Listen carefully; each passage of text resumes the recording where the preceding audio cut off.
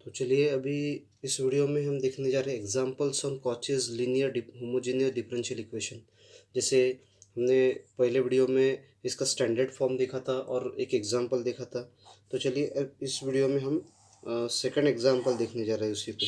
ठीक है, तो चलिए बढ़ते सेकंड एग्जांपल की ओर। तो क्या है सेकंड एग्जांपल, यहाँ पे जैसे मान लीजिए X square D square Y upon D x square दिया हुआ है plus twice X into D Y upon D X. ठीक है, minus 12y is equal to X cube log X. ठीक है, इस तरह का क्वेश्चन दिया है। तो चलिए सबसे पहले क्या करेंगे, यहाँ पे गिवन दैट।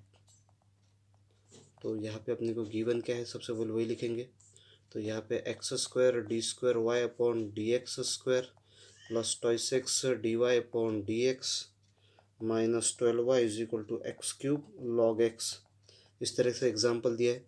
अब इसको बोलेंगे इक्वेशन नंबर 1। ठीक है, अब क्या करेंगे यहाँ पे, जैसे put x is equal to e to the power z बोलेंगे। So put x is equal to e to the power z और z इज इक्वल टू डालेंगे log x। ठीक है, एंड जो मतलब x x X square sorry X D Y upon D X है, तो वहाँ पे क्या आ जाएगा डी वाई। ठीक है, where D is equal to D upon D Z and क्या है X square D square Y upon D x square की जगह डालेंगे D into D minus 1 into Y. ठीक है, ये डालेंगे यहाँ पे। तो देखिए क्या मिलता है अपने को।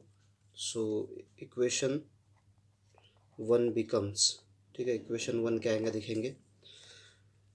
तो क्या आएगा इक्वेशन 1, देखिए पहला term x square D square Y upon D x square है, तो वहाँ डालेंगे D into D minus 1 into y plus 2 is as it is into x d upon d y x upon कितना होता है d twice d y minus या बढ़ेगा minus 12y is equal to यह आएगा एक्स क्यूब यानी e to the power thrice z और into log x है, तो लॉग एक्स यानी क्या है जेड। ठीक है, इस तरह से बनेगा। अब यहाँ ब्रैकेट को ओपन करेंगे तो मिलता है d square y minus d y plus twice d y minus 12y। ठीक है, तो क्या हो जाएगा इसमें से डी स्क्वायर माइनस, अब ट्वाइस डी वाई में से डी वाई गया, बचा d y sign of bigger number plus. So plus d y minus 12y is equal to e to the power thrice z into z is equal to e to the power thrice z into z. ठीक है, तो इसमें से y को common निकालिए, तो bracket में बचेगा d square plus d minus 12 into y is equal to e to the power thrice z into z. ठीक है, अब क्या करेंगे, इसको बोलेंगे इक्वेशन नंबर 2। ठीक है, इसको बोलेंगे इक्वेशन नंबर 2। अब अपने को ऑक्सिलरी इक्वेशन पता करना है अब यहाँ पे, क्योंकि आपको मालूम है जैसे ये भी उसी पहले एग्जाम्पल की तरह ही है। तो यहाँ ऑक्सिलरी इक्वेशन लिखेंगे,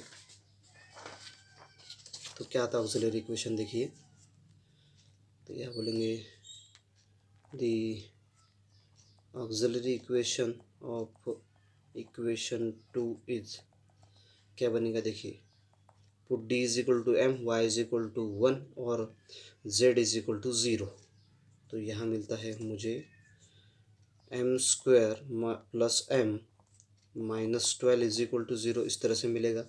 ठीक है, अब लेंगे इसके फैक्टर, जैसे आपको मालूम है 12 के फैक्टर ऐसे आने चाहिए 4 3 ज़ा। ठीक है, प्लस माइनस, तो यह क्या आएगा m square plus 4m minus thrice m minus 12 is equal to 0। तो इसमें से m अगर लेते तो m प्लस 4 और इसमें से माइनस 3 अगर लिया तो m plus 4 is equal to 0, यानी क्या आ जाएगा factor m plus 4 into m minus 3 is equal to 0। ठीक है, तो इसका मतलब अपने को m के जो फैक्टर मिलने वाले हैं m इज इक्वल टू मिलेगा -4, 3। ठीक है, तो यह जो है ई का वैल्यू जो अपने एम का जो वैल्यू मिला है अलग अलग मिला है यहाँ पे दोनों भी। तो अपना कॉम्प्लीमेंट्री फंक्शन क्या आएगा सी एफ आएगा, जैसे पहले में अपने को देखा था पहले एग्जांपल में। वहाँ अपने को दोनों भी सेम मिले थे, इसलिए हमने direct C1 plus C2x apply किया था। लेकिन यहाँ पे C1 into e to the power thrice z plus क्या आएगा C2 into e to the power -4z। ठीक है, इस तरह से आएगा। ठीक है, मतलब अब अपने को मालूम है इस मतलब ई टू द पावर जेड यानी क्या होता है, एक्स होता है। तो यह क्या आएगा C1x³ plus C2x to the power -4। तो ये हो गया अपना CF। ठीक है, अब क्या निकालेंगे हम, यहाँ पे निकालेंगे जैसे PI निकालेंगे। ठीक है, नाउ PI का फॉर्मूला क्या है, PI is equal to 1/f(d)। अब अपना जो f का फंक्शन है मतलब d क्या है, d² प्लस d-12 ये आएगा यहाँ पे। तो यहाँ पे लिखेंगे d² plus d-12 into z into e to the power thrice z. ठीक है, तो यहाँ पे क्या करेंगे, अब इसके फैक्टर लेंगे, जैसे उसी तरह लेंगे 1/d+4 और d-3 into z into e to the power thrice z. ठीक है, अब क्या आएगा, अब आपको मालूम है जब भी PI में ई टू द पावर मतलब कुछ तो भी पावर आती है तो हम कुछ इम्प्लीमेंट करते हैं, यहाँ पे रिप्लेस करते हैं। जैसे आपको मालूम है कि हम ये अप्लाई करते थे, जैसे 1/f(d) into e to the power AX है, AX इंटू V इस तरह से फंक्शन है। तो हम क्या करते थे, ई टू द पावर AX को लिया कॉमन और यहाँ D को रिप्लेस करते थे d+a से। तो अपने को ब्रैकेट में मिलता था d/d+a इंटू V। ठीक है, तो इस तरह से सॉल्व करते थे। तो यहाँ क्या किया हमने, d को रिप्लेस किया d+a के साथ।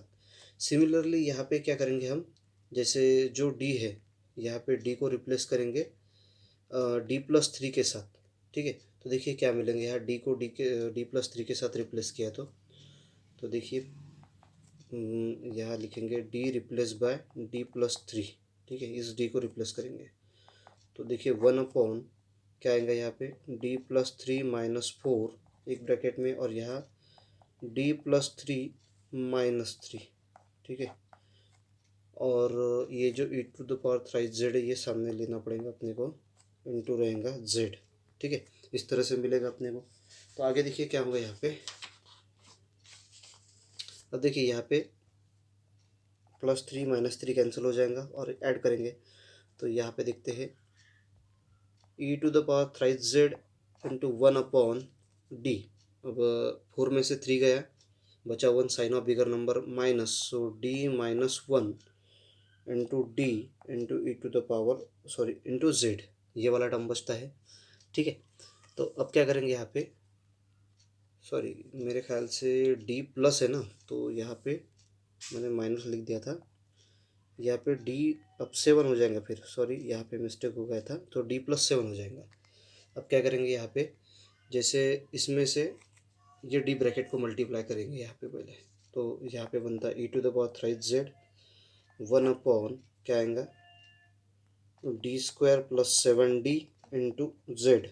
ठीक है, अब इसमें से क्या करेंगे, e to the power thrice z as it is 1/7d को ब्रैकेट के बाहर लेंगे। ठीक है, तो ब्रैकेट में क्या बचा, इसको अगर सॉल्व किया जाए तो 1/1 प्लस d/7।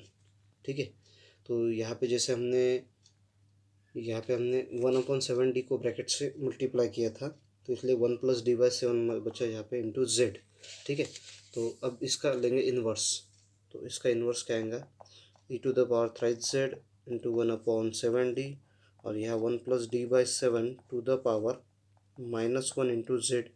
ठीक है, इस तरह से टर्म मिलेगा। अब यहाँ पे बाइनोमियल एक्सपेंशन लगाते हैं, तो बाइनोमियल एक्सपेंशन क्या बनेगा ब्रैकेट का, अब डायरेक्ट लिखेंगे। तो देखिए e to the power thrice z into 1/7d। अब बाइनोमियल एक्सपेंशन देखिए, जैसे इसको इस टर्म को बोलेंगे x, तो किस तरह से आता है अपना बाइनोमियल एक्सपेंशन, आपको मालूम है 1 - x मतलब d/7 plus d² / 7² minus d³ / 7³ plus up to so on. ठीक है, इंटू जेड, इस तरह से बाइनोमियल एक्सपेंशन लगाया यहाँ पे। अब आगे जैसे बाइनोमियल एक्सपेंशन लगाने के बाद क्या होगा यहाँ देखेंगे। तो यहाँ पे देखिए इसमें से ये टर्म तो अपने कुछ काम के नहीं, d² + d² / 7², तो ये डायरेक्टली ज़ीरो हो जाएगा। तो यहाँ पे अपने को टर्म मिलेगा e⁻³ इंटू 1/7d, और यहाँ z से मल्टीप्लाई करेंगे तो ये बनेगा z, और यहाँ पे माइनस d का मतलब ये जो डेरिवेटिव होगा उसका 1/7 इज एज इट इज़।